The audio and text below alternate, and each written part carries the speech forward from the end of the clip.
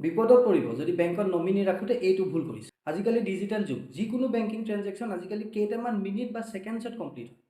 কিন্তু আজিৰ ডেটতো nominee settlement কৰোঁতে কেইবা মাহ লাগিব পাৰে, যদিহে এই ভুলকেইটা কৰিছে। একাউণ্ট বা যিকোনো ইনভেষ্টমেণ্টত যদি নমিনি ৰখা নাই, লিগেল হেয়াৰ, ছাকচেছন চাৰ্টিফিকেট, কোৰ্ট, কাছাৰী এটা দীঘলীয়া প্ৰচেছ। চ' নমিনি ৰাখক। আৰু যদি নমিনি ৰাখিছে, এটা কথা মন কৰিব, নমিনি লিগেল ডকুমেণ্টছ অৰ্থাৎ ID প্ৰুফ আৰু বেংকৰ বা পলিচিৰ ছিষ্টেমত থকা নমিনি নামটো একজেক্টলি মেটচ হৈ আছে।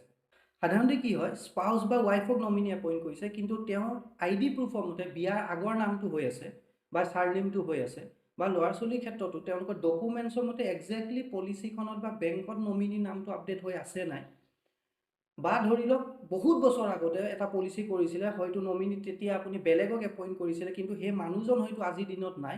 চ' কাইণ্ডলি বেংক বা পলিচি যি নমিনি ৰাখিছে এবাৰ চেক কৰি লওক আৰু কাৰেক্টলি আপডেট কৰি লওক।